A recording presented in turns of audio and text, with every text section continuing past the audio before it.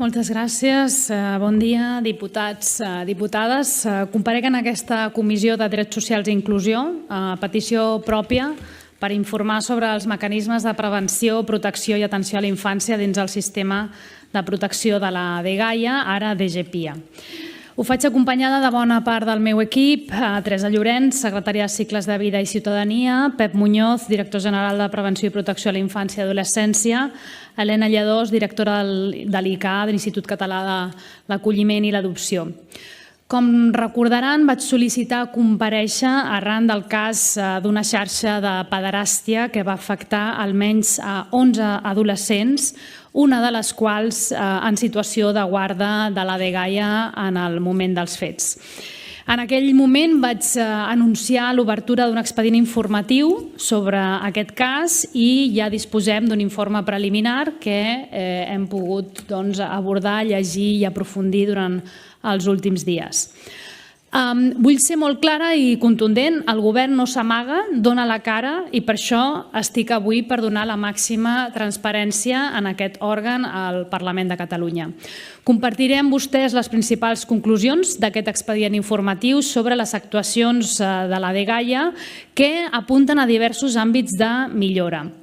Vull també apuntar que aquest només és el primer pas. Ara obrim una nova fase per avaluar si les actuacions analitzades se'n podrien derivar responsabilitats concretes.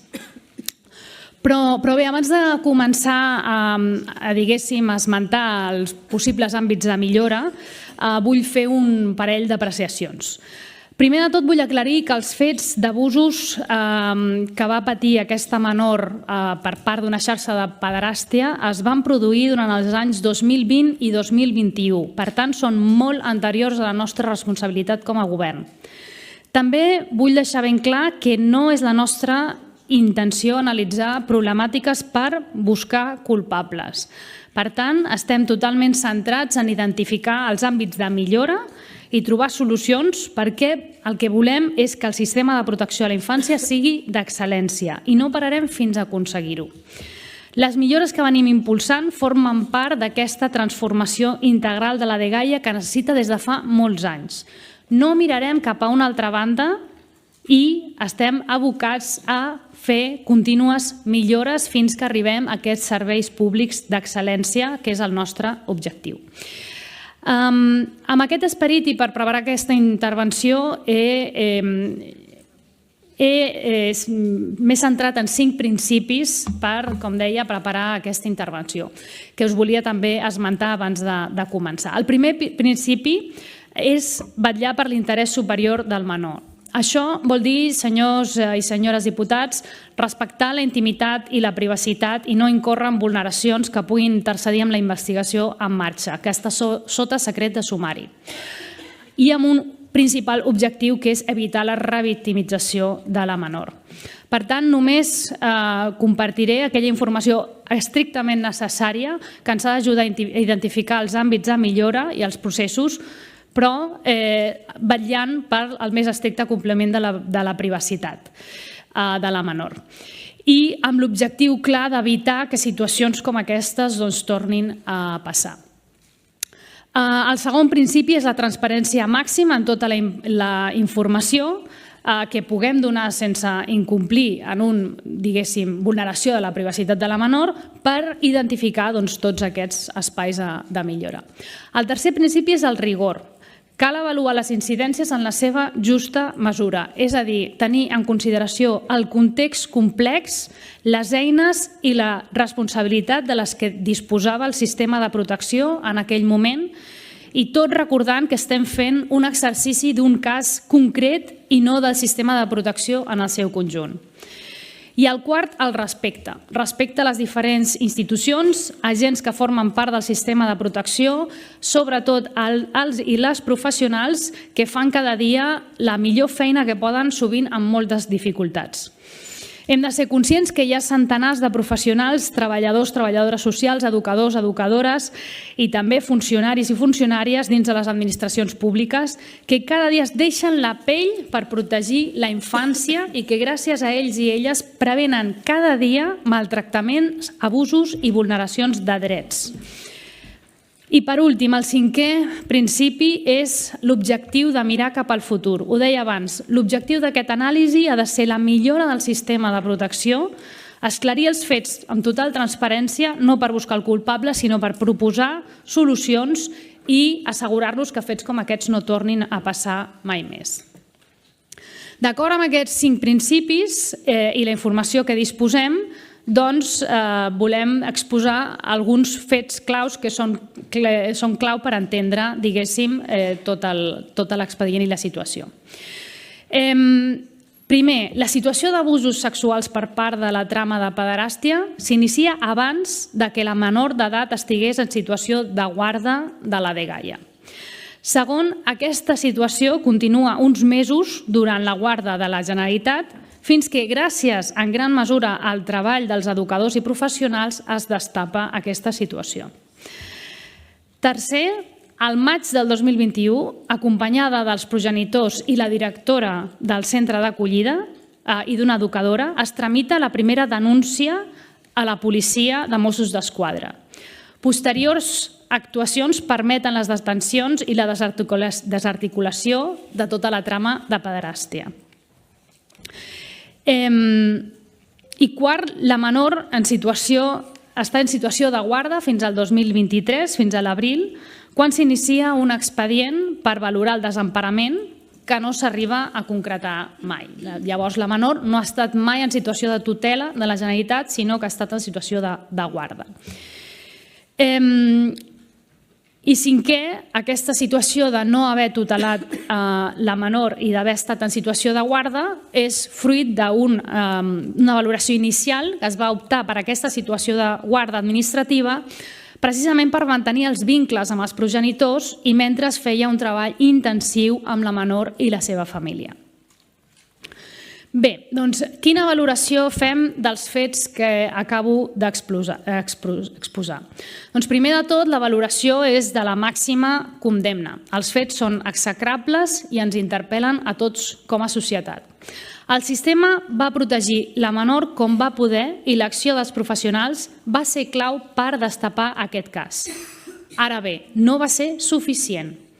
Tot i l'actuació i l'acompanyament dels professionals, el sistema va fallar a la menor i res no pot compensar el mal que va patir aquesta menor durant la seva adolescència. Necessitem una reflexió profunda sobre el que va fallar i ser més efectius en la lluita contra la xacra de la pederàstia i els abusos contra la infància i contra tots aquells que amenacen els nostres infants. No pot haver-hi impunitat i contra aquesta xacra arribarem fins al final. Per fer una reflexió acurada, és també important tenir en compte que el sistema de protecció a la infància és segurament un dels àmbits més complexes de l'administració. I aquest cas en concret presenta moltes parts de complexitat afegida.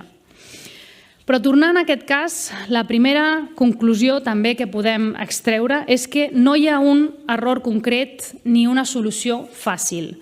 No hi ha una única cosa que hagi fallat i que solucionar-la, doncs, podríem dir amb contundència que això no hagués passat. No és així. És un cas molt complex, amb moltes aristes, i el sistema de prevenció i de protecció de la infància va funcionar de manera el millor possible amb les eines que va tenir. D'una banda, hi va haver prevenció, coordinació, seguiment i treball amb la menor i la seva família. El cas, d'alguna manera, posa de manifest la necessitat d'una reflexió profunda sobre les eines i els límits del sistema de protecció tal com s'ha plantejat fins ara. I també dels reptes majúsculs als que ens enfrontem pel volum i les capacitats dels depredadors sexuals, sobretot amb aquest marc relativament nou de l'entorn digital i les amenaces dels adolescents i infants a l'entorn digital. I posa també en evidència la necessitat de canvis profunds que precisament vam iniciar vam anunciar, millor dit, fa poques setmanes amb la creació de la nova Direcció General de GEPIA. Perquè Tot i que va haver-hi disfuncions, també hem de dir que el sistema de protecció va ser clau per destapar la xarxa. I aquí també hi ha alguns punts per tenir en compte. Hi ha almenys uns altres 10 menors víctimes de la xarxa de pederàstia, però tot el cas es destapa per la feina dels educadors i els professionals que van atendre aquesta menor en situació de guarda. El treball preventiu i coordinat entre els diferents agents del sistema va ser efectiu i és bastant impressionant. L'escola és qui primer va detectar els indicis d'abús sexual i va derivar immediatament a serveis socials que van fer un seguiment intensiu del cas. Al març es va realitzar una comissió socioeducativa ampliada amb la participació de l'escola, la pediatra, el Centre de Salut Infantil i Juvenil, el CESMIG, i els serveis socials bàsics. Tots van coincidir amb la importància d'activar mecanismes de protecció de manera urgent, però és un cas on queda clar que va haver-hi coordinació, va haver-hi seguiment, va haver-hi prevenció. Unes setmanes més tard d'aquesta coordinació es va resoldre la guarda protectora i l'ingrés en un centre d'acollida.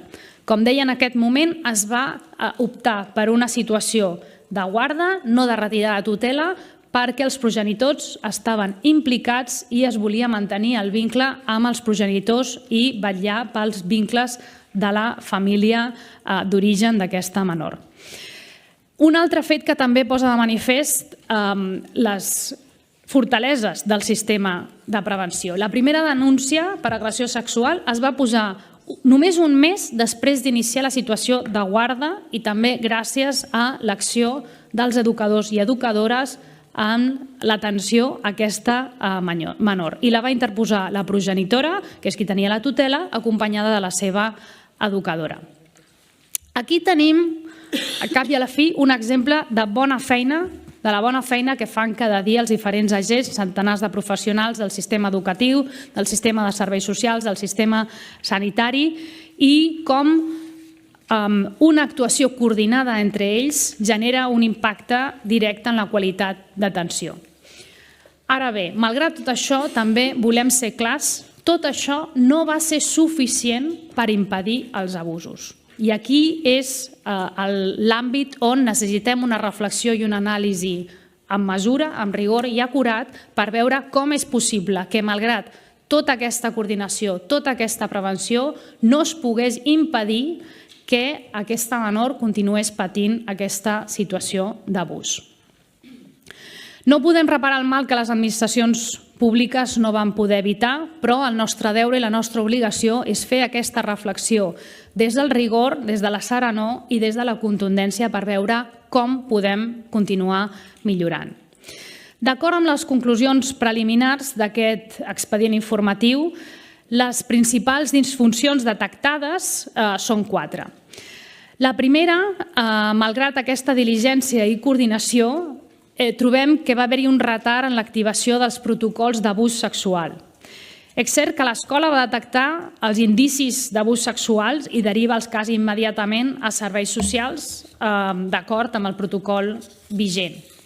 Es va iniciar llavors un treball socioeducatiu amb la família per acordar la situació de guarda i un treball intensiu tant amb la menor com amb la família i que va continuar posteriorment un cop efectuat l'ingrés en el centre d'acollida.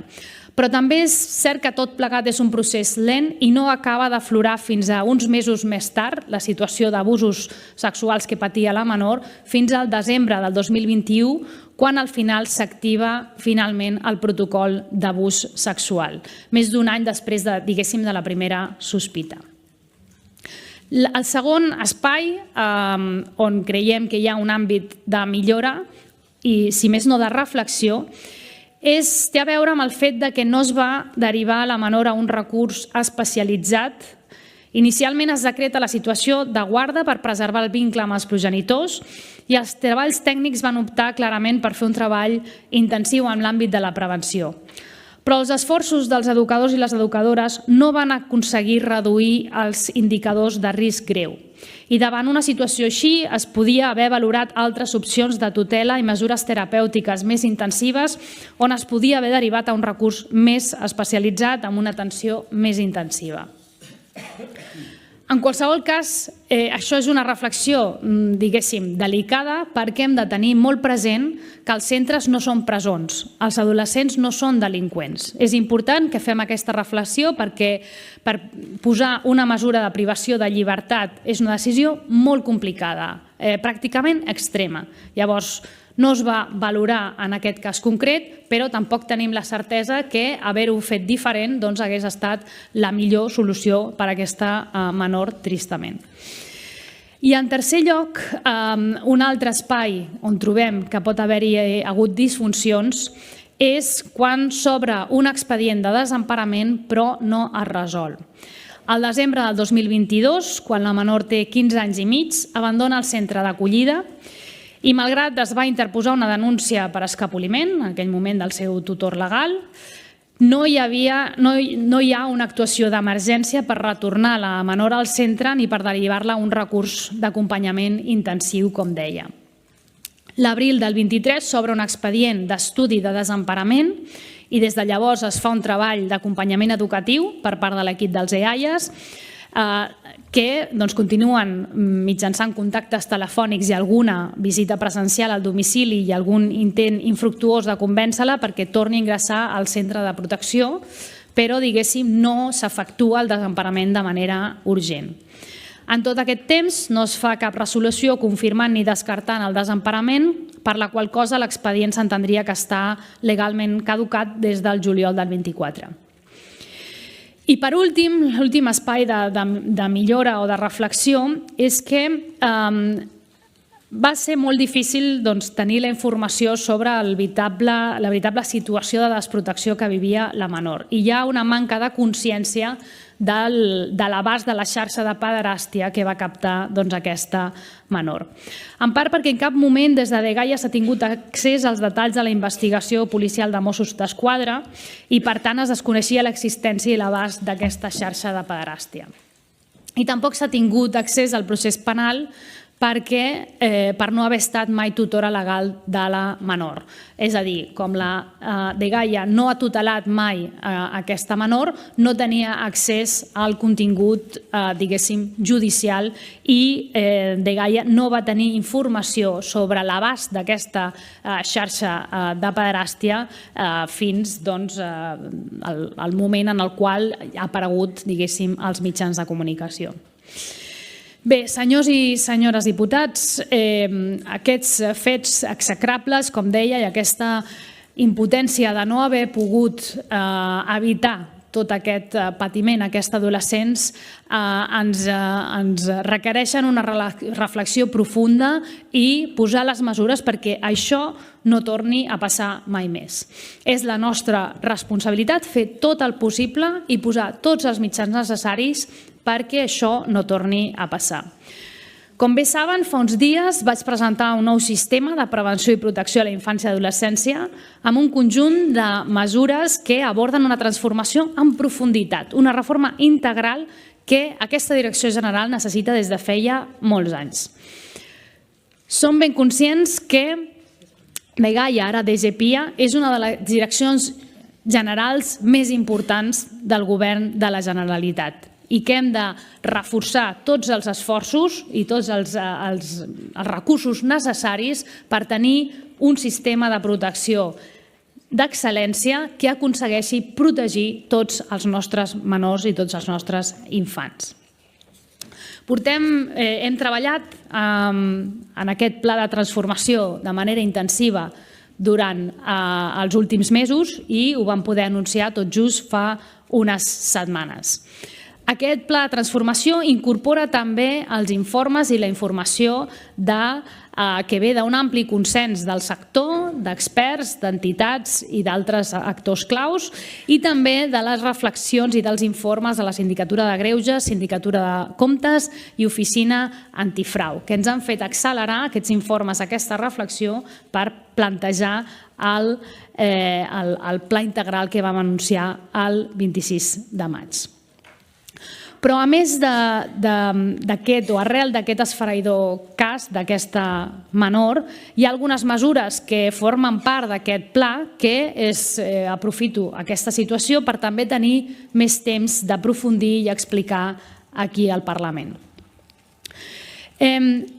Un dels eixos principals d'aquest pla de transformació és canviar el paradigma en com ens afrontem als depredadors sexuals des de l'àmbit del sistema de protecció a la infància. Hem de sortir a la proactivitat contra els depredadors digitals, contra els depredadors sexuals que amenacen a la nostra infància, i això ho farem de la mà dels cossos de seguretat, en concret dels Mossos d'Esquadra. Ens enfrontem a un submón de desalmats que s'aprofiten de la innocència dels infants i els adolescents per abusar d'ells. Comparteixo algunes dades esfereïdores. Un de cada 5 menors pateix abús sexual en algun moment de la seva infància o adolescència. La posada en marxa del model Barnahus ha fet multiplicar per 5 la detecció dels casos d'abús sexual contra la infància. Estudis internacionals apunten que el 20% dels adolescents han rebut peticions no desitjades per participar en activitats o converses sexuals o per compartir material de caire sexual a xarxes socials. Són davant d'una veritable xacra social. La lluita contra aquest submón no és només una tasca dels cossos de seguretat. Ens interpel·la a tots, però molt especialment al sistema de protecció a la infància. No podem actuar només de manera reactiva quan hi ha una víctima. Hem de propiciar un canvi complet de paradigma, cal passar l'acció a la proactivitat. I ho fem des de la prevenció, reforçant l'educació, reforçant la detecció i la denúncia i fent-la més accessible pels infants i adolescents, acompanyant-los de millor manera durant aquests processos i actuar i perseguir tots aquests submón de desalmats amb una efectivitat millor. I permeti'm que faci també un recordatori que és important per també dir-ho amb total contundència. Són articles del Codi Penal, però crec que també és important que des de les administracions públiques difonem el que són, diguéssim, delictes tipificats. Qualsevol persona que tingui relacions sexuals amb una o un menor de 16 anys incorre en un delicte penal. Qualsevol persona que tingui coneixement d'això ho ha de denunciar d'acord amb la LOPIBI i la Llei d'Enjudiciament Judicial. Compartir informació de contingut sexual o oferiments a l'entorn digital constitueix un delicte i pot comportar fins a 3 anys de presó.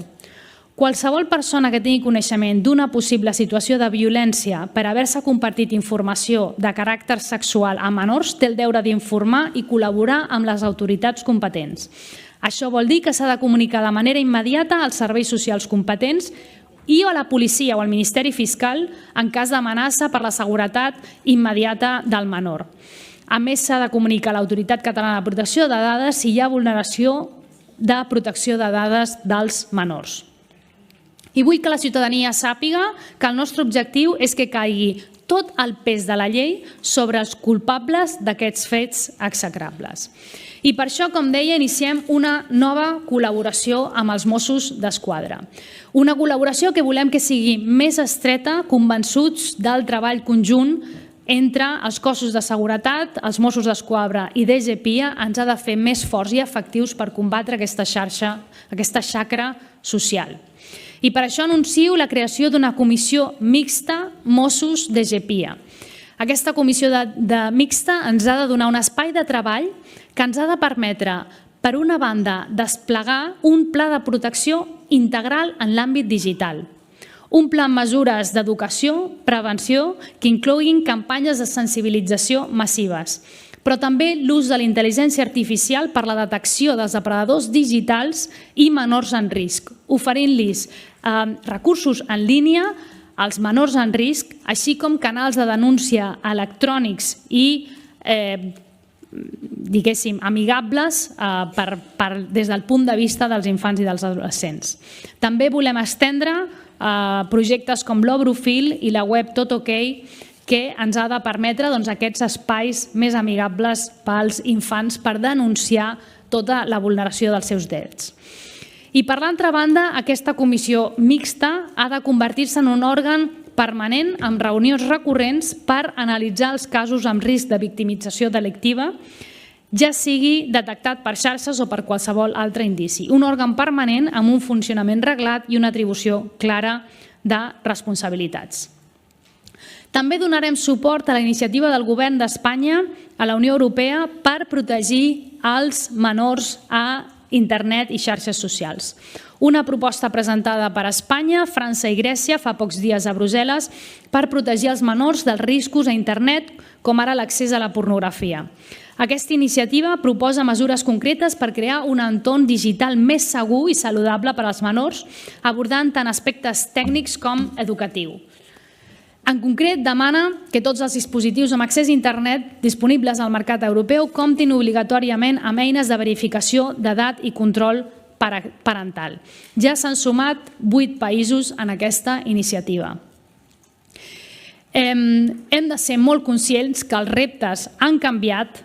La pederàstia té eines a l'entorn digital per apropar-se als nostres infants i hem de canviar la manera com adrecem aquesta realitat.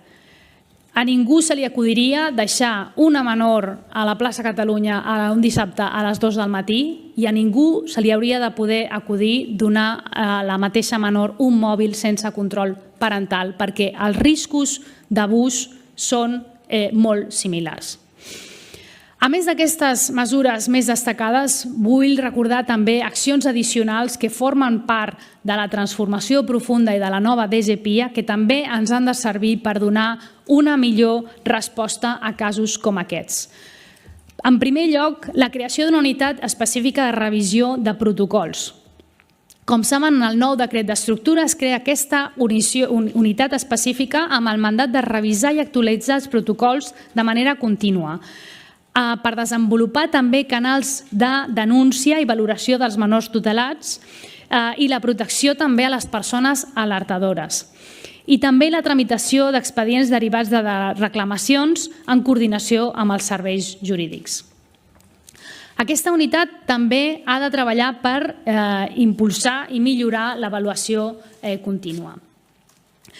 També farem un reforç del model Barnahus, un model que també ha estat un canvi substancial en l'abordatge als casos d'abús sexual. I vull posar en valor també els avenços iniciats en aquest àmbit per governs anteriors en l'abordatge de la violència sexual envers la infància gràcies a l'impuls del model Barnahus.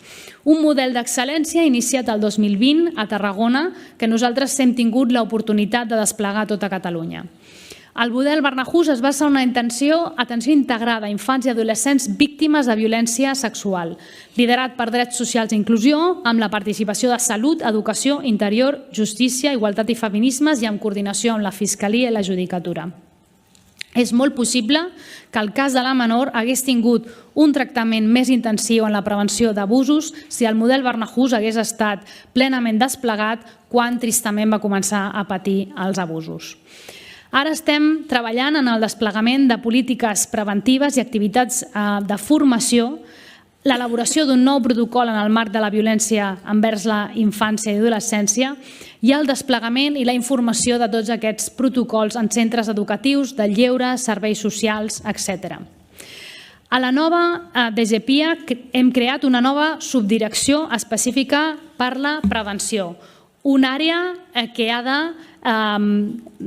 veu reforçat els seus equips per millorar la coordinació amb els EAIAs i també amb el model SIS.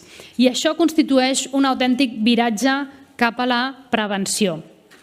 En l'actualitat existeixen 54 equips d'atenció a la infància i adolescència en tot el territori, al món local, els EAIAs, i són els equips clau de prevenció que fan les valoracions i el seguiment dels infants i adolescents en situació de risc. En l'última dècada, el nombre d'expedients ha augmentat un 61%, amb un nombre d'efectius que no ha augmentat a aquest ritme. Llavors, el reforç dels EAIAs, el reforç de les eines que té el món local per prevenir i abordar i fer un seguiment d'aquests casos és un aspecte clau que ens ha de permetre ser més efectius en la lluita i l'acompanyament de casos com aquests. També el desplegament del model 6, que permet un acompanyament dels casos menys greus i del foment de la parentalitat positiva. Aquest és també un dels punts claus en l'àmbit de la prevenció. El treball en les famílies ens ha de permetre actuar abans que les situacions esdevinguin cròniques. Estem parlant de treballar la comunicació dels infants i adolescents amb els seus pares i amb una bona educació sexual que permeti identificar els riscos a xarxes socials. Actualment tenim 613 equips del model 6 desplegats arreu del territori i segons una avaluació feta per Ivalua, aquests equips van permetre reduir el risc greu en un 31% dels casos. És a dir, amb una actuació que hauria de permetre reduir també els expedients de risc i de desemparament. Per això volem ampliar el finançament d'aquest servei de manera progressiva, ampliant primer les hores dels professionals i desenvolupar més endavant línies específiques per menors de 3 anys i majors de 16. I amb aquest desplegament passaríem a poder treballar també casos de risc, no només de risc greu, sinó també atendre casos de risc moderat o lleu. Hem encarregat una formulació d'un pla d'acció per la millora de les condicions dels centres i les condicions laborals dels educadors. Aquest és un altre àmbit on, malgrat la feina excel·lent de l'equip d'educadors i educadores, doncs hem de fer una reflexió per veure si és suficient les eines que tenen per abordar aquest tipus de problemàtiques i de casos. Hi ha un consens molt ampli sobre que cal evolucionar cap a centres d'unitats de convivència més petits, més humanes, amb una atenció més personalitzada. Governs anteriors van fer una tasca d'avançar en aquesta direcció i de diagnosticar properes passes, que nosaltres també recollim i valorem, però hem de passar a l'acció i per això hem encarregat un pla d'acció que hauria d'estar durant el juliol d'aquest mateix any. Els educadors han de tenir l'espai, els recursos per treballar amb la intensitat adient casos com el de la menor que hem tractat avui. S'ha posat de manifest que la feina dels educadors va ser una peça clau, però malgrat la bona feina no va ser suficient. I si parlem de la qualitat de l'atenció, també hem de parlar dels i les professionals i les seves condicions laborals, salaris, formació i carrera professional. Drets socials i inclusió està treballant en el full de ruta de l'equiparació salarial del sector social amb patronals i sindicats amb la voluntat de presentar-ho després de l'estiu. A més, en el marc del diàleg social, des de gener de 2025, s'ha posat en marxa un grup de treball específic per acompanyar el Departament en el procés de l'equiparació salarial. Si volem uns serveis d'atenció a la infància d'excel·lència, hem de poder retribuir els professionals i fomentar la seva trajectòria professional amb les eines adients. També hem avançat en aquest pla de transformació l'ampliació de places en centres d'intervenció intensiva, estendre'ls a casos de conductes de risc en cas de captació de xarxes d'abús sexual.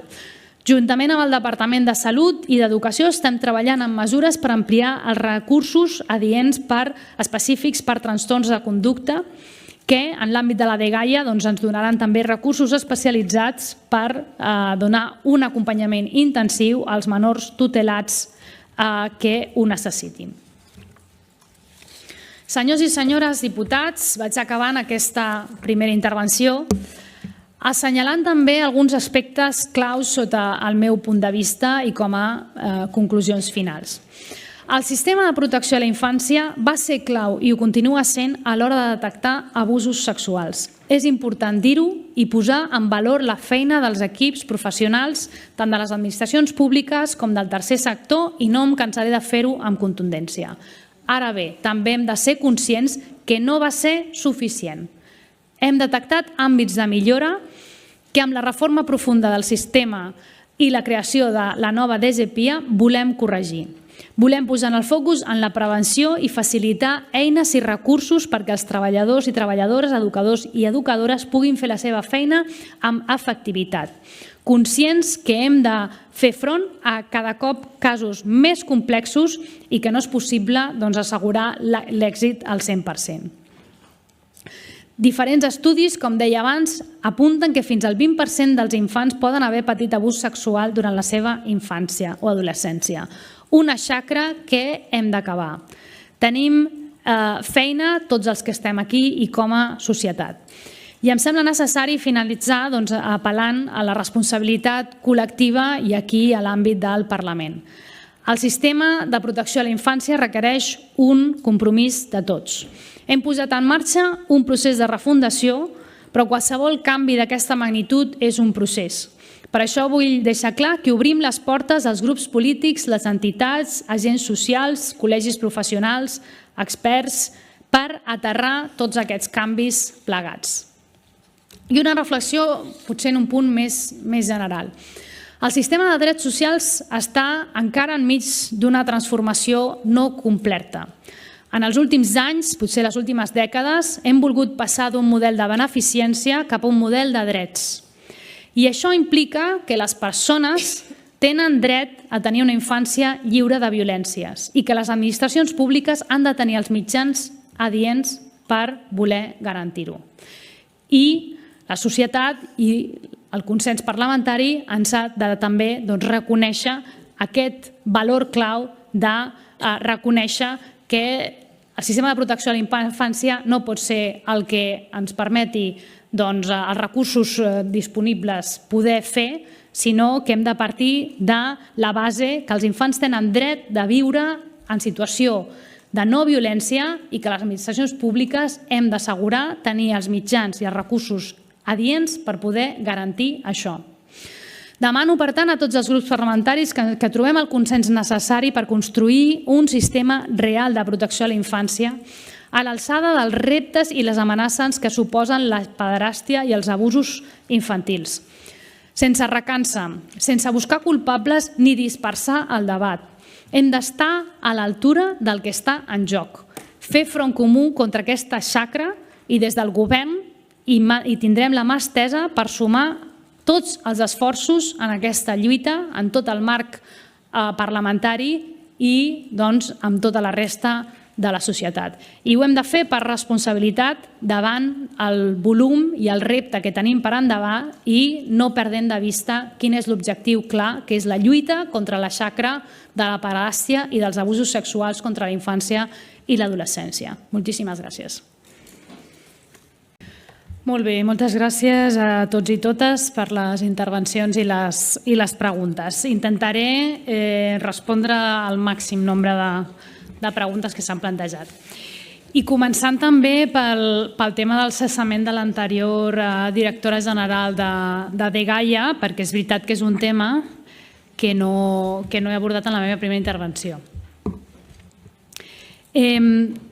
Des del govern tenim el màxim compromís amb total transparència i, sens dubte, abordem amb tota la naturalitat i la transparència tot tipus de qüestions, en concret amb aquesta. Jo he respost a aquesta pregunta diverses vegades, com a mínim una d'elles en seu parlamentària, i he explicat el que ha passat i ho torno a dir aquí, ho he dit també als mitjans. Nosaltres vam canviar la directora general de la Dgaia quan vam arribar. L'anterior directora general havia estat 6 anys al càrrec, crèiem que era el moment d'obrir una nova etapa, vam anomenar una nova directora general que va fer una feina molt sòlida, que tenia una trajectòria molt consolidada i que li vam fer aquest encàrrec, però al cap d'uns mesos ens vam adonar que necessitaven un lideratge diferent, una persona que entomés la transformació integral de la Dgaia que necessitava aquesta institució. Això, doncs, ho vam explicar en el seu moment i vam trobar que era necessari un lideratge que pogués entomar aquesta transformació més profunda. I per això vam fer aquest canvi. Vull dir, jo crec que aquesta és una de les qüestions que li expliques a algú... Normalment potser és al revés, però aquesta és una de les qüestions on li expliques alguna cosa a algú del carrer i l'entén perfectament i aquí sembla que en aquesta cambra no s'entén. Si qualsevol persona que tingui una empresa, que tingui una escola, que tingui un equip de futbol, agafa un lideratge, un gerent, i veu que les coses no canvien, no van en la direcció, potser no hi ha la millor capacitat de planificar, de posar sobre la taula grans transformacions, i llavors dius, escolta, necessitem un altre tipus de lideratge i es canvia. Vull dir, és que és tan senzill com això. Jo no sé, jo puc explicar-ho aquí ad infinitum, però jo crec que hi ha un problema de que si l'explicació que dono no encaixa amb el que estan algunes persones esperant, es diu que no hi ha hagut una resposta. La resposta i la realitat és aquesta. La volen entendre o no la volen entendre? Però no hi ha res més que això. I la senyal i la realitat és que van fer un altre canvi, ara tenim un nou director general i en qüestió de 2 mesos hem posat sobre la taula un pla de transformació profunda i integral d'un abast no vist en els últims anys, jo diria fins i tot dècades, a l'entorn d'una direcció general dels més importants. Vull dir, jo si amb això ja no és suficient, de veritat que no sé què més dir, perquè és que és així. Amb l'apunt important següent, l'apunt important que és una de les direccions generals més complicades de tota la Generalitat. És una tasca de les més complicades, jo crec, que té aquest país. És normal que necessitis un lideratge concret, amb una visió i unes concretes. No és fàcil. Això no vol dir que no s'hagi fet una feina magnífica abans, però necessitàvem un lideratge diferent, com he dit. Bé, tornant a respondre a qüestions que s'han plantejat. Des del grup parlamentari de Junts ens qüestionen amb qui hem consensuat, diguéssim, aquest pla de transformació profunda. Primer de tot, he de puntualitzar que nosaltres amb les entitats ens vam trobar 2 cops per explicar el contingut de la roda de premsa abans de la roda de premsa. Jo crec que això és bastant, atenció a dir, ens hem reunit 2 vegades. Ara bé, hem de tenir en compte que aquest pla de transformació, com bé he dit abans, es recull i ve en gran mesura d'un ampli consens i d'un ampli exercici de diagnòstic que s'ha fet des dels diferents àmbits de la societat durant molts anys, de governs anteriors, d'aquest Parlament, i senyal d'això és que la immensa majoria dels grups parlamentaris, la immensa majoria, estan d'acord amb les principals mesures, les principals línies, que s'ha d'apostar cap a la prevenció, que s'han de reforçar els equips, que s'ha de millorar la coordinació. Vull dir, llavors, quan tu estàs agafant un consens, un ampli consens amb les entitats, amb el sector, amb els grups parlamentaris, i ho poses damunt la taula i dius aquest és l'aterratge que fem d'aquest consens i ho aterres amb unes qüestions molt concretes, un organigrama, una estructura, un nombre de funcionaris que van aquí, que van allà, una ampliació dels equips allà, una nova estructura organitzativa i tot això, doncs, és veritat que aquest pla d'aterratge l'hem fet amb el lideratge, diguéssim, intern, però venia d'un ampli consens. I aquí potser hi ha un punt, una reflexió una mica més profunda i això amb diferents persones també ho vaig abordant. No podem consensuar ad infinitum. Vull dir, aquest país el que necessita és passar a l'acció, agafar els amplis consensos, veure com els aterrem i posar-ho en marxa. I això no vol dir que ho fem d'esquenes ni al Parlament, ni a les entitats, ni als agents. Això implica que el país porta molts anys, si no dir una dècada, en paràlisi i ho hem de posar en marxa. I, diputada, m'ha fet la referència a l'aeroport, no l'he fet jo. Potser és un bon exemple, al cap i a la fi. Vull dir, tenim un aeroport encallat, una reforma necessària encallada des de fa molt de temps i aquest és un govern que diu, escolta, els grans projectes de país s'han de desencallar, la reforma de la dgaia també s'havia de desencallar, no podem tenir reunions i consensos ad infinitum, ja està diagnosticat, el consens ja existeix, passem a l'acció i això és el que ha fet aquest govern. Ara bé, com cada canvi a la vida, és un procés i a partir d'aquí, després d'aquest consens i com continuem avançant, tota la voluntat de mantenir i de posar fil a l'agulla en els diferents àmbits amb el màxim consens possible. Perquè també hi ha hagut intervencions que ens deien què passarà amb el col·legi de pedagogs o amb el col·legi de l'advocacia. Nosaltres tenim una relació fluida amb tots els grups, però, sens dubte, crearem els espais de treball, els espais de relació amb tots els agents implicats per continuar avançant i posant fil a l'agulla. Però que l'antiga dgaia no tenia prou amb una subdirecció, doncs això està prou clar com perquè el govern pugui dir necessitem 2 subdireccions, necessitem estructurar-ho així i ja anirem posant fil a l'agulla. Però bé, jo crec que aquesta és una reflexió potser més general, però crec que molt necessària. El tema del pressupost. És veritat que sempre ho hem reconegut. Amb uns pressupostos, doncs, la planificació i tota la gestió és molt més àgil. Però, malgrat aquest any tenir pressupostos prorrogats, el Departament de Drets Socials ha ampliat en 500 milions d'euros la inversió. Hem ampliat les places necessàries per atendre els joves tutelats i extutelats, reduint la sobreocupació perquè hem aconseguit generar totes aquestes places. Llavors, això què vol dir? Que el govern està totalment compromès amb la protecció a la infància i, afortunadament, pot arribar als acords amb els grups parlamentaris necessaris per tenir aquests recursos i posar-los a l'abast del sistema de protecció a la infància. I això ha passat el 2025 i confiem que continuï passant per poder donar resposta. Però aquesta transformació que vam posar en marxa el 26 de maig no és, com han dit alguns, un canvi de nom. És que avui ja és una realitat. Avui ja tenim una nova direcció general. Avui ja tenim l'estructura interna.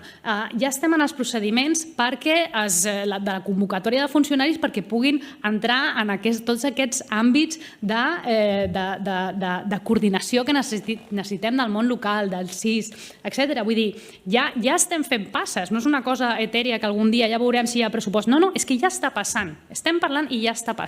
Ja hi ha un calendari que totes aquestes transformacions, per exemple, el traspàs de la Direcció General de la prestació d'extutelats a la Direcció General de Prestacions, ja hi ha un calendari perquè això sigui una realitat. Vull dir, per això dic que nosaltres, total voluntat de consensuar i d'anar avançant. Hi ha moltes coses que no podem fer sols, que necessitem el consens, però hi ha d'altres que ho fem, ho posem en marxa i mobilitzarem els recursos necessaris per continuar avançant en aquells serveis públics d'excel·lència que tots volem i que el govern està compromès a generar.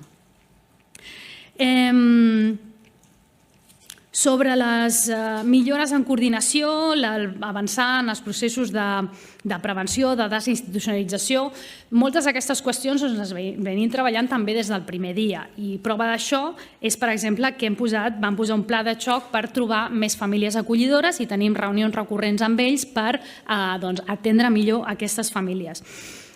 Sobre la professionalització d'aquestes famílies, també el que estem fent és construint en base a les millors pràctiques i al que ja funciona.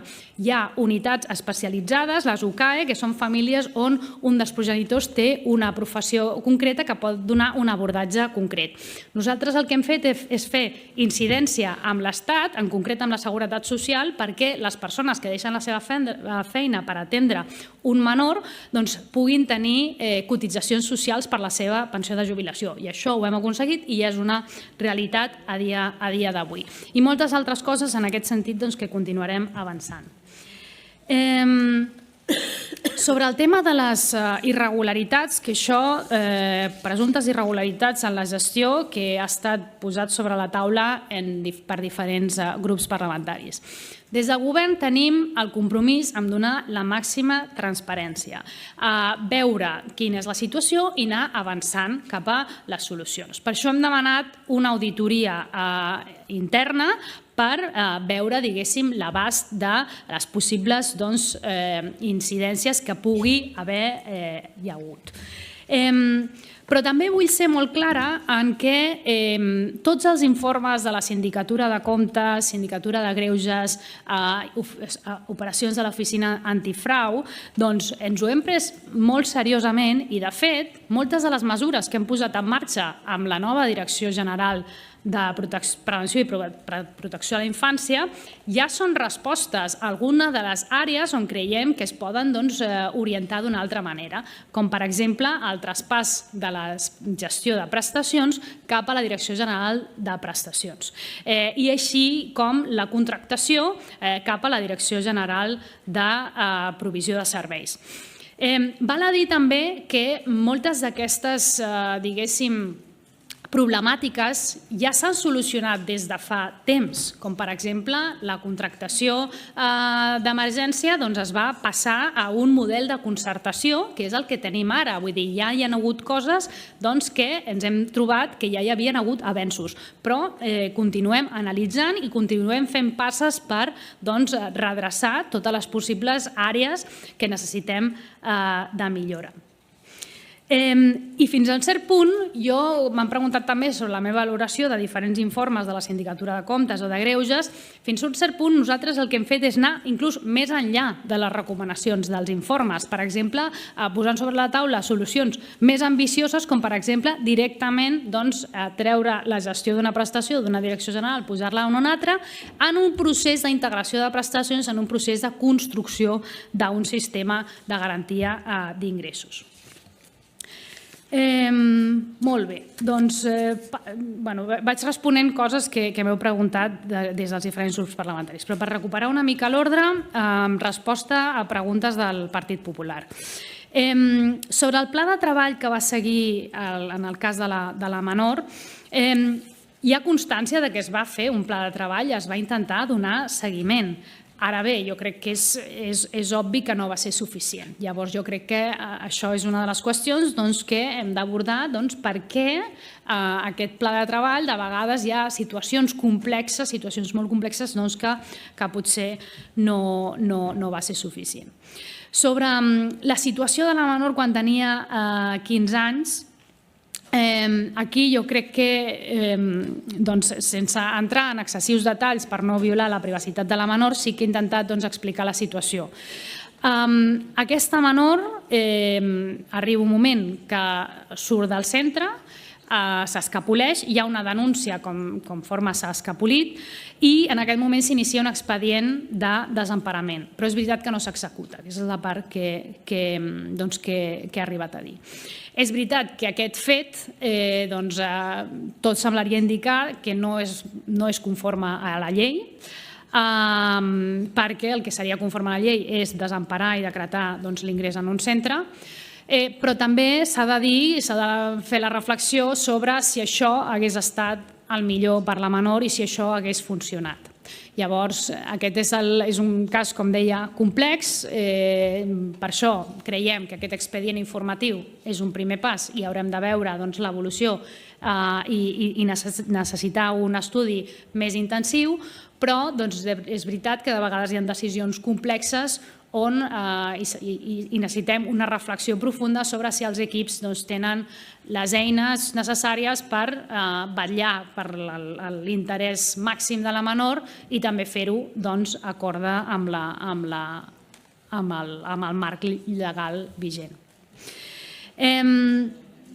Altres qüestions. Sobre la coordinació amb els cossos de seguretat, sens dubte, creiem que aquesta és una línia per impulsar i també per, com bé deia la diputada, conèixer la problemàtica des del punt de vista de l'agressor, perquè també hem de vetllar per ser més efectius en la lluita. I aquí hi ha una part de dir això no és només responsabilitat dels cossos de seguretat, sinó que crec que també el sistema de protecció ha d'adaptar-se a les noves amenaces i les noves realitats. I per això creiem que aquesta col·laboració amb els Mossos d'Esquadra és instrumental per fer precisament això i per això apostem.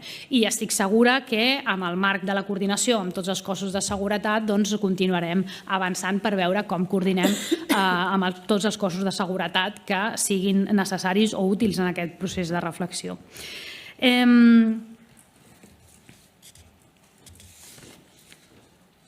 Sobre el personal d'aquesta nova transformació. Bé, jo crec que nosaltres hem fet un plantejament fins a un cert punt pragmàtic de dir on necessitem reforçar el personal. I el que hem arribat a la conclusió és que necessitem més estructura dins de la direcció general, és una direcció general només amb una subdirecció, cosa que és anòmala donat l'abast i la quantitat de menors que tenen i de professionals que directa o indirectament estan al sistema de protecció. Hem reforçat l'equip de la Direcció General de DGPIA amb 16 noves unitats i 37 nous professionals, i tot això permetrà una millor coordinació amb diferents àmbits de l'atenció de la protecció a la infància. Una millor coordinació amb el món local, amb els EAIAs en concret. És veritat que la prevenció és una responsabilitat exclusiva del món local, però des de la Generalitat podem fomentar una millor coordinació, uns millors protocols i, diguéssim, engranar tot aquest sistema. Però necessitem generar, diguéssim, l'espai i els equips per poder exercir aquesta coordinació de manera útil, i per això necessitem reforçar dins de l'estructura. Però el gruix dels equips que creiem que s'han d'ampliar és en els EAIAs, en el món local i també amb el desplegament del model 6, i aquí és on estaria el gruix del canvi i de l'aposta cap a la prevenció i la millora dels serveis. Passo ara a respondre a preguntes d'Esquerra Republicana. Què hem de canviar perquè els menors arribin abans al sistema? Crec que forma part d'una reflexió molt important i molt adient. Volia fer una puntualització perquè en algun moment hem parlat de menors vulnerables. Jo crec que aquesta pregunta s'ha d'estendre a tots els menors. Tots els menors, infants i adolescents de Catalunya estan tristament en risc de ser subjectes a captació per xarxes de pederàstia i de pornografia i d'abusos. Això jo voldria, tant de bo, que al final d'aquesta comissió arribem a aquest consens o compromís per reconèixer aquesta xacra veritable, que inclús en grups parlamentaris que normalment no estem d'acord, jo crec que potser en la major part de coses, jo crec que tant de bo puguem arribar inclús a aquest consens. De reconèixer aquesta xacra i que hi hagi un ampli consens aquí en el Parlament per reconèixer que aquest és el principal perill i aquí és on hem de posar tots els nostres esforços per combatre-ho. Com ho podem fer? Reforçar l'educació, reforçar els protocols, reforçar la coordinació amb interior, drets socials, però també amb l'àmbit educatiu, amb l'àmbit de salut, amb l'àmbit del lleure, amb l'àmbit de les entitats i també amb una nova aposta cap a la proactivitat de xarxes socials. La tecnologia també ens dona eines per ser més efectius. La intel·ligència artificial ens pot permetre identificar patrons de conducta de risc o d'eines per detectar abans els abusos, oferir solucions als infants o als adolescents i a l'hora de ser més efectius de perseguir aquells desalmats que estan amenaçant la nostra infància. Sobre l'externalització de prestacions o la internalització de prestacions o de serveis, nosaltres l'abordatge que fem és un abordatge des del pragmatisme. Hi ha qüestions que creiem que és millor que siguin internalitzades, com la gestió de prestacions, perquè a més tenim prestacions i hem d'anar avançant cap a un sistema d'integració de prestacions, d'integrar diferents prestacions en poques prestacions, àgil, ben dissenyades en base a dades. Però hi ha altres àmbits on creiem que l'externalització d'alguns serveis, entitats, poden fer-ho inclús millor que l'administració. Tota la feina també preventiva, tota la feina del lleure. Hi ha molts àmbits on creiem que, sobretot el tercer sector, és un soci i clau per la construcció del sistema de protecció de la infància. Llavors, el que hem de... A mi m'agradaria és fugir de postulats de diferents ideologies i fer un anàlisi pragmàtic de quines coses té sentit que faci un, que faci un altre i construir entre tots un sistema que funcioni i sigui rigorós i funcioni bé. Molt bé. Bé, a les preguntes del grup parlamentari Vox, després del que li ha respost la diputada Ríos, em costa afegir qualsevol cosa, perquè jo crec que ha estat molt contundent. El govern, com he explicat, té el compromís màxim amb no només la transparència, sinó també la solució. Nosaltres hem vingut aquí a transformar i solucionar tots els àmbits que poden haver-hi deficiències. I per això hem posat sobre la taula tot un pla de transformació d'aquesta direcció general que va en la línia de limitar les disfuncions que pugui haver o millorar, sent conscients que ja hi ha coses que s'havien solucionat o pràcticament solucionat quan nosaltres vam arribar.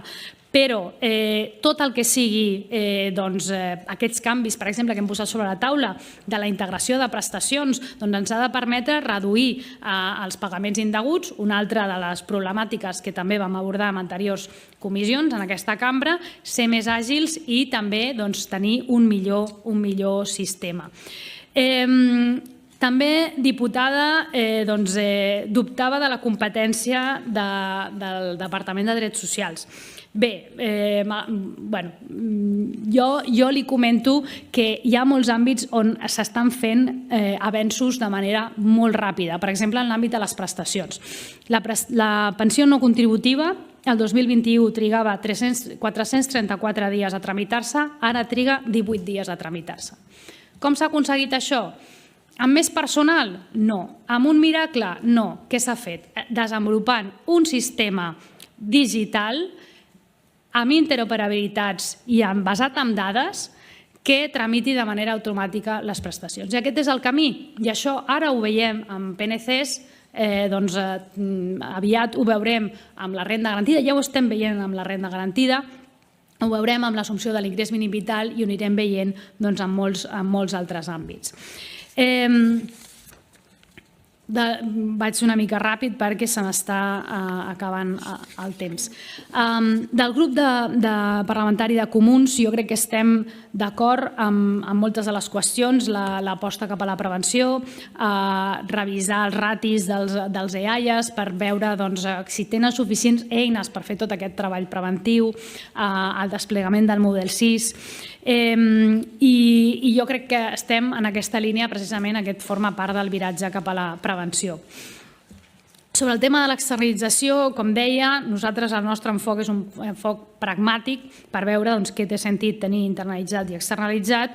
I sobre la sotsdirecció volia aclarir que tenim una sotsdirecció no de joves migracions, sinó d'atenció als joves tutelats i extutelats. I dintre d'aquesta sotsdirecció d'atenció hi ha diferents serveis, un d'urgències, un altre d'atenció diguéssim, de coordinació amb els centres i un servei específic de joves migrats. És una estructura dins d'aquesta sotsdirecció bastant similar al que ja teníem abans, però com creem una altra subdirecció, aquesta subdirecció d'atenció podrà estar més enfocada en tot aquest àmbit. Què haguéssim pogut fer durant els últims mesos? Bé, jo crec que sempre tenim espai de millora, sempre tenim una ambició d'avançar cap a l'excel·lència.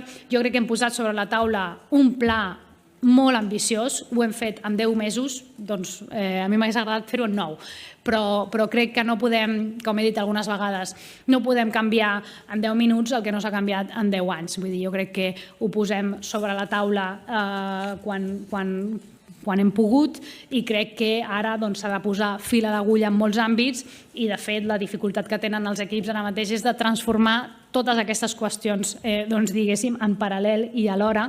Però també és veritat que per això tenir una direcció general amb uns equips més amplis, més reforçats, amb més espais de direcció, és també el que ens ha de permetre avançar més ràpid en aquest posar fil a l'agulla. Perquè, això potser és una altra reflexió també a tenir, que jo crec que la vaig fer en roda de premsa, i sembla una cosa molt tècnica o menor, però crec que és molt important. Vull dir, la direcció general, la de Gaia, tenia una estructura excessivament prima, i si no tens equips que puguin coordinar i liderar, és molt difícil posar sobre la taula plans de transformació o avançar perquè no tens prou equips per fer tot el que has de fer. Vull dir, la de Gaia tenia una sotsdirecció i al final alguns càlculs ens indiquen que podia haver 4.000 treballadors o treballadores directes o indirectes. Vull dir, a ningú se li acudiria tenir una empresa amb un CEO i un equip mínim a baix amb 4.000 treballadors que directe o indirectament has de coordinar. Llavors jo crec que aquesta és una reflexió de que el Departament de Drets Socials i Inclusió en el seu conjunt, començant per la dgaia però en molts altres àmbits, necessita tecnificar-se, reforçar-se i reforçar no només la direcció sinó també tot el que és a nivell de sotsdireccions, a nivell de diferents espais, que això és precisament el que també hem pogut fer amb l'aprovació del nou decret d'estructura.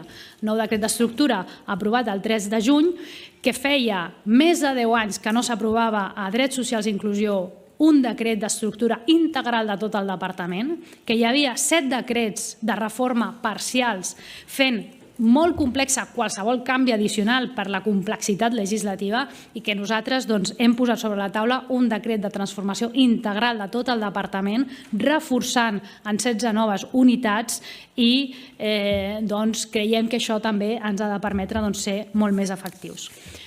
En resposta al grup parlamentari de la CUP, valoro positivament que els canvis creiem que van en la bona direcció. Jo discrepo en què diu que no seran suficients, jo estic convençuda que seran suficients, van en el bon camí i el govern té tot el compromís a reforçar tot l'àmbit de la protecció a la infància amb els recursos que siguin necessaris pel que deia al principi, perquè l'enfocament és un enfocament de drets. Els nens i nenes de Catalunya tenen dret a viure lliures de violència de tot tipus i de violència sexual. I posarem els recursos necessaris per aconseguir-ho i tenir un sistema de protecció a la infància d'excel·lència i així ho estem fent. Sobre les irregularitats he explicat moltes de les coses que hem fet des de l'auditoria interna, des d'aquesta transformació integral, però continuarem avançant. L'únic que jo crec que necessitem també un punt de mesura o rigor amb la situació per evitar, diguéssim, generar un brou de cultiu o una visió d'un desgavell molt gran. Vull dir, hi ha tot un conjunt de procediments dins de l'administració que ens fan que en la immens d'avaluació, de seguiment, de coordinació, de planificació, de fiscalització, d'intervenció, que ens fan, ens obliguen a ser molt curosos en la gestió i en la immensa majoria dels àmbits la gestió és impecable. Ara bé, això no vol dir que no hi hagin alguns àmbits que hem de reforçar, repensar o millorar. Però jo crec que aquí també és un punt, voldria un punt de prudència i també per dir que el Departament de Drets Socials i Inclusió de manera regular fa escandalls de costos per veure quin és el cost de donar un cert servei. I en l'àmbit de la infància els costos que s'estimen que costa un servei són molt similars i de vegades estan per sota del preu que paga l'administració. Llavors, la capacitat d'enriquiment il·lícit jo crec que costaria de veure. Tot dit això, amb tota la prudència, nosaltres fem auditories i tot el que sigui necessari. Sobre el treballador protegit, un dels canvis importants que vull emfatitzar de la nova Direcció General és el reforç dels protocols per protegir les persones alertadores. Això ho volem fer perquè tots aquells treballadors que puguin tenir alguna evidència de coses a millorar o d'incidències estiguin protegits a l'hora d'alertar i tenir un emparament legal, i això és part de la nova Direcció General i ho continuarem fent. I en el marc d'aquest estudi i de les noves, diguéssim, canvis que volem impulsar, també impulsem un pla d'integritat que ja es va fer en el cas de pagaments indeguts de la renda garantida de ciutadania i ara amb la nova estructura i amb la nova implicació de la Direcció General de Prestacions farem també un pla d'integritat per tot l'aspecte de les prestacions socials en l'àmbit de prestacions de dgaia. Dues paraules, el grup d'Aliança Catalana. Jo crec que he posat sobre la taula prou evidència que això no és només un canvi de nom, és una qüestió molt profunda i amb la necessitat de reforma profunda i transparència doncs sembla que estem d'acord. En moltes altres coses doncs no. Però jo inclús així els convido a sumar-se a tot aquest consens en contra d'aquesta xacra de la pederàstia i els abusos a la infància. I del PSC, doncs moltíssimes gràcies per la intervenció també, sobretot per posar en valor la dificultat i la feina feta i també per combatre els discursos d'odi en aquesta cambra. Molt bé, moltes gràcies. Doncs en resposta al grup parlamentari de Junts, vetllarem per tenir el màxim consens a nivell parlamentari, o sigui que mà estesa per construir entre tots aquest futur del sistema de protecció a la infància. Com he dit, malgrat és veritat que hem posat sobre la taula un pla de transformació profund, hi ha molts espais on hem de posar fil a l'agulla, i aquestes agulles les volem també omplir amb el màxim consens, també sens dubte amb les entitats i aquí al Parlament. Sobre el sistema de la multiplicitat de prestacions, aquesta és una qüestió que nosaltres tenim ben identificada des del primer moment, com vaig també poder explicar quan vaig comparèixer arrel dels pagaments indeguts de la renda garantida de ciutadania. La solució passa per començar un procés d'integració de prestacions entorn a poques prestacions ben dissenyades en base a dades. De fet, a la introducció de la proposició de llei de la reforma de la renda garantida que ha posat en marxa sobre la taula el grup parlamentari Socialistes i Units per Avançar, al pròleg hi ha aquest concepte que el que estem fent és sentant les bases d'un futur sistema de garantia d'ingressos de Catalunya. Això hauria de sorgir a base d'integrar les prestacions i a base de dissenyar-les en base a les millors tecnologies i en base a automatismes i dades. I de fet, estem en coordinació també amb el Departament d'Economia i amb l'interventor general de la Generalitat, que té un grup de treball per revisar tot l'àmbit de les prestacions i els ajuts a tot l'àmbit de la Generalitat i a tot l'àmbit de Catalunya, també a altres administracions públiques, per fer aquest exercici de diagnòstic de totes les prestacions que hi ha, com es donen, i això ha de ser, diguéssim, la llavor d'un procés d'integració de prestacions molt complex que en altres països, per exemple el Regne Unit, han trigat 10 anys a fer-ho, però que ens marca un full de ruta i que, sens dubte, nosaltres des de Drets Socials ho seguim i col·laborem estretament perquè creiem que aquest és el camí que hem de seguir. I aquest és el camí que també fèiem aquesta reflexió quan vam abordar el tema dels pagaments indeguts de la renda garantida de ciutadania.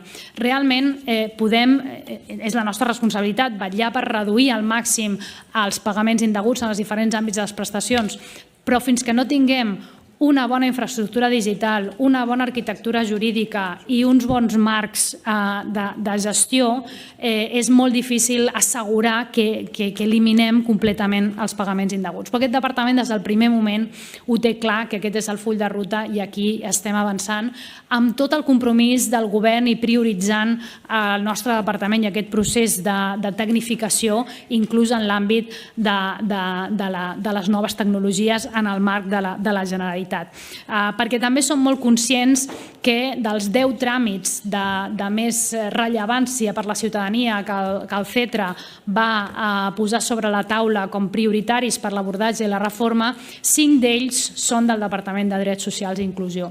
Tenim una tasca per endavant important, però l'entomem amb molt respecte, amb molt rigor i amb molta competència, malgrat algunes acusacions del contrari. En resposta al grup parlamentari d'Esquerra Republicana, ens afegim a aquesta posar en valor el tercer sector, ens afegim en aquesta urgència d'abordar l'equiparació salarial i de fer passes endavant decidides i també agraïm, diguéssim, posar el dit en la importància de tenir els recursos per acompanyar aquestes reformes. Llavors, jo aquí no em puc estar de dir que tenir uns bons pressupostos pressupostos de 2026 seria el que ens permetria posar fil a l'agulla en no només aquesta, però moltes de les altres transformacions que necessitem com a país. En resposta al grup parlamentari del Partit Popular, escoltar els professionals, sens dubte, és una de les prioritats i tenen l'expertesa per també posar fil a l'agulla i obrirem els espais de reflexió i de debat necessaris, però sens dubte seran una peça clau. I això també em porta, aquí faré una analogia poc ortodoxa, però crec que tant el Partit Popular com la CUP heu apuntat en dues direccions comunes. Una és aquesta importància d'escoltar els treballadors i de reflexionar sobre com donar una millor atenció a la infància de la mà dels professionals. I als dos grups parlamentaris volia transmetre que la nostra proposta de transformació entoma aquest repte i el posa sobre la taula amb un alt grau de prioritat. De fet, a la roda de premsa vaig anunciar la necessitat de tenir 2 plans d'actuació en els propers 2 mesos. Un d'ells és per reflexionar sobre els centres d'atenció i les condicions laborals dels treballadors, i l'altre sobre el tema del desemparament. Hem de fer moltes altres coses, però aquestes creiem que són les reflexions prioritàries que han de derivar en plans d'acció en els propers 2 mesos perquè són prioritaris. I en aquest nivell de prioritat els hi donem. Tornant al tema de les preguntes del Partit Popular. El grup de treball amb els treballadors i les millores en centres, primer pla d'acció. Segon pla d'acció, el desemparament. Aquest és un tema que necessitem també abordar-lo des del màxim rigor i veurem quines són les mesures que podem posar en marxa en el curt, mig i llarg termini. És veritat que el model de la jurisprudència és un model a nivell de l'Estat i és un model administratiu, no és un model jurídic. No està en la nostra mà canviar-ho de la nit al dia cap a un model judicial. Però també som conscients i hi ha hagut molts estudis que diuen que es poden fer moltes coses per reforçar els drets dels infants en els processos de desemparament. I això estem en interlocució amb els diferents col·legis d'advocacia, amb la Sindicatura de Greuges i amb els experts i expertes per veure com reforcem tot aquest àmbit i avancem cap a reforçar els drets en l'àmbit del desemparament. Bé, i aquestes són 2 prioritats cabdals. Sobre el tema del model 6 i sobre si tenim ja una proposta concreta i aterrada. El model 6 l'estem plantejant, com ara està dissenyat, amb un recurs que es vehiculitza mitjançant el contracte programa. El contracte programa amb els ens locals. Creiem que és important també comptar amb tot aquest sistema de protecció amb els ens locals perquè són qui tenen aquesta proximitat per veure quines són les coses que millor funcionen en la prevenció i en l'atenció a la infància en les diferents parts del territori de Catalunya. I aquí és on creiem, ara per ara el plantejament és impulsar el model 6 mitjançant el contracte programa i aquí els ajuntaments veuran una mica quin és el model o el model que millor respon a la seva realitat. Però no hi ha ara per ara un pla estratègic de gran reforma del model 6, a l'inrevés, construïm el que ja tenim en coordinació amb el món local. En resposta de comuns, la salut mental em sembla imprescindible i, de fet, el cas aquest de la menor, que també parlàvem avui, jo crec que també hi ha una reflexió de que es van activar les prevencions, però també queda el dubte si es pogués arribar a fer més i abans, abans de ser un cas més complicat, abans inclús d'arribar a l'adolescència. Jo crec que tots nosaltres que hem tingut contacte amb adolescents veiem que moltes vegades el que pot sembrar a la infància ho reculls de vegades a l'adolescència, tot i que no és infal·lible i no és fàcil, però és molt necessari tenir un abordatge i veure que el sistema de protecció a la infància no és només no ha de ser només reactiu en els casos de risc greu, ha de ser proactiu en tot tipus de casos i en tot tipus de vetllar per la protecció i el benestar dels infants en tots els seus moments i que això és una cosa, no de, com deia abans, no d'infants o adolescents vulnerables, sinó això ens interpel·la, és necessari per tots els infants de Catalunya i això també és una bona senyal, un bon full de ruta del que és el Departament de Drets Socials, que són un sistema de protecció per tota la ciutadania. Tornant a la intervenció de la CUP, jo no nego que hi hagin deficiències, li agraeixo la puntualització, és veritat que el que demano és que s'analitzi des del rigor i en la seva justa mesura, però som conscients que hi ha hagut deficiències, no neguem, les abordem amb transparència i per això hem encarregat una auditoria per veure fins a quin punt arriben, on hi ha dificultats i com podem corregir-les. I abans de tenir, diguéssim, inclús la foto definitiva, tenim prous indicis pels diferents informes de sindicatura, de comptes, de greuges, que hi ha coses a millorar i per això hem posat en marxa sobre la taula un pla de reforma integral. I com li deia, la millora dels centres, escoltar els treballadors i ser conscients de la dificultat que tenen en el seu dia a dia per poder donar el servei d'excel·lència que volem que donin i que ells mateixos i elles mateixes volen donar, en som molt conscients i ho hem prioritzat, com deia abans, fins al punt de dir hi haurà 2 grups de treball que han de concloure el juliol perquè és urgent tenir una resposta i una calendarització de com anar avançant cap aquí. I poc més, per acabar, en respostes a Vox, jo crec que de nou la diputada Ríos li ha respost. L'informe és del 2022. Nosaltres no neguem que hi hagin problemes. Nosaltres abordem els reptes i jo avui, després de la interpel·lació de l'altre dia, jo de veritat que he vingut aquí intentant mantenir la equanimitat, però m'ho posen difícil. Miri, aquest govern no s'amaga dels reptes. Aquest govern no dimitirà si hi ha una dificultat puntual. Nosaltres veiem els reptes i els entomem. Arribem aquí per solucionar els problemes en la seva mesura. I ho sento, diputada, però jo no dimitiré i no... Per què volen que dimiteixi? Per venir vosaltres i què faríeu? Si ho han explicat moltes vegades, deixar tots els nens vulnerables al carrer, deixar-los al carrer i tornar al segle XIX on hi havia infants vivint al carrer. I si no, deportar persones migrants, com el model de Trump. És això el que també volen? Perquè al model de Trump hi havia persones en situació regular 1 any i mig i han acabat a una presó de Salvador. El seu gurú de política migratòria. I després, què volen fer? Sí, és veritat, hi ha hagut casos de pagaments indeguts. Què farien vostès? Retallar les prestacions socials, retallar les ajudes a les persones vulnerables, com estan fent a les comunitats autònomes on de vegades governen. Vull dir, jo intento mantenir l'equanimitat, però de vegades les coses s'han de dir ben altes i ben clares. I de que jo menteixo o no menteixo, de veritat, ja li ha dit la diputada, però jo he estat molt transparent i els seus votants i tota la ciutadania de Catalunya entén perfectament les raons. Si vosaltres no ho voleu entendre, és el vostre problema. Moltes gràcies.